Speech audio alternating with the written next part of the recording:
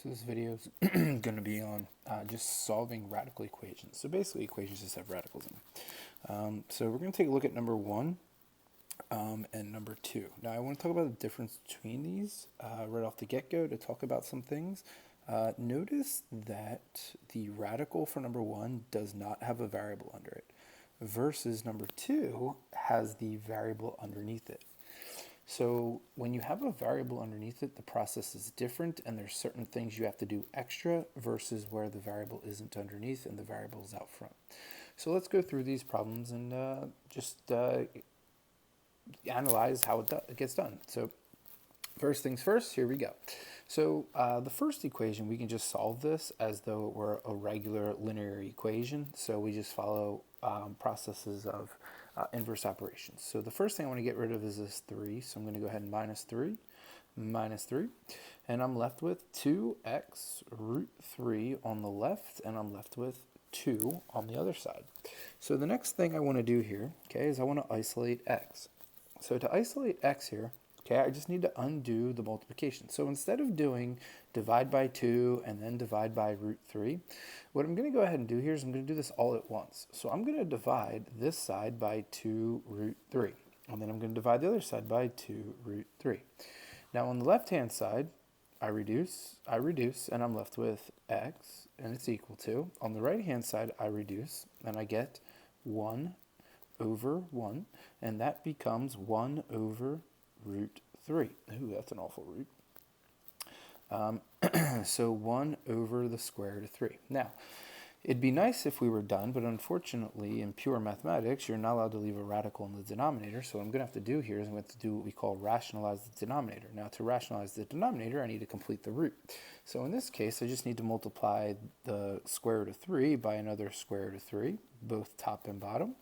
And I'm left with that x is equal to the square root of 3 divided by 3. And then for this problem, I'm done. There's my answer. I don't have anything extra to do because the x was on the outside of the root. Now, let's take a look at what happens when x is on the inside of the root. So again, this problem starts the same way. I'm just going to do my best to isolate the root. So when the variable is on the interior, okay, what I need to do is I need to isolate the radical symbol. So in that case, I'm going to subtract 1, just doing inverse operations, subtract 1, and I'm left with 2 root 3x plus 4. Okay, again, reminder, I'm just trying to isolate the radical so I can get to the variable underneath. So at this point, I'm going to break apart this multiplication with division, and I'm going to divide both sides by 2, so this reduces, and the left hand and the right hand side reduces to 7. So I get the square root of 3x plus 4 is equivalent to 7. Now, at this point, what I need to do is the inverse operation of a radical. And the way you undo a radical is that you square it. So I take it to the second power, I raise it to the second power, and the only thing that gets undone here is the radical. What I'm left with on the left-hand side is the radicand of 3x, okay, 3x plus 4, and on the right-hand side, I'm left with 49.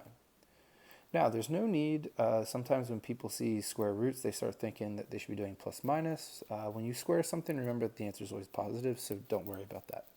So then we continue on here. So now I just have a regular linear equation that you would solve in Algebra 1. So I would subtract by 4, and I'm left with that 3x is now equal to 45. And my final answer, divide by 3, I get x equals 15. Now, here's the thing, okay? Because it's a square root, you have to be extremely, extremely careful. So at this point, you can't automatically assume that 15 is the answer. So what you have to assume here is that this is extraneous automatically, okay, until proven correct. Okay, so you're going to take the route of thinking that it's an extraneous root because the math you did, all right, until proven.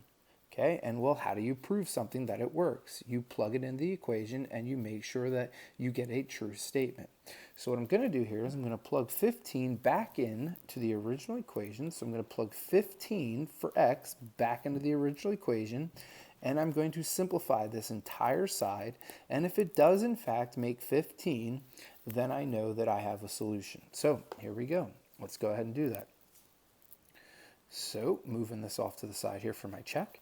So we're going to go 2 square root of 3 times 15 plus 4, then add 1 to that root, and hopefully that equals 15. So here we go. 2 square root of, well, 45 plus 4 is 49 plus 1 equals 15.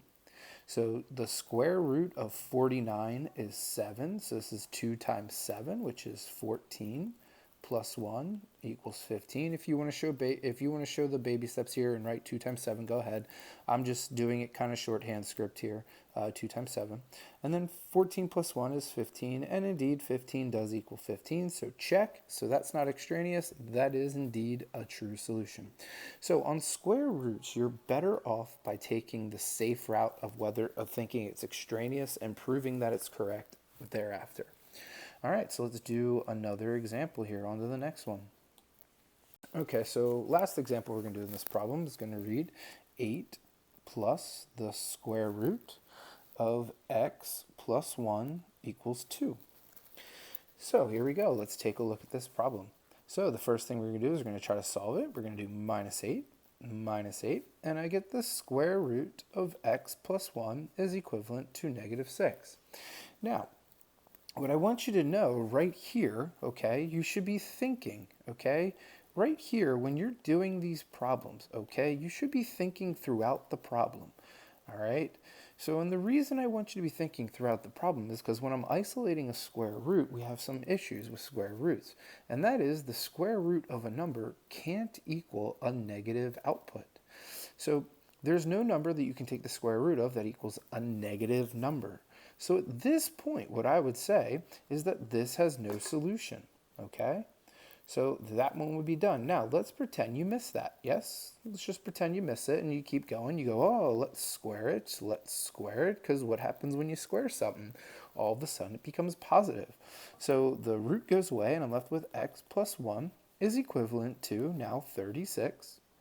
And then I would minus 1, and you would say that x equals 35. So this is what I mean by assuming extraneous, because you could do math and inverse operations to get to an answer, surely. All right, you can absolutely do that. And you won't have a single problem with that. The problem is going to be here is that we presume that something for a root is extraneous until proven correct. So is this extraneous? I don't know.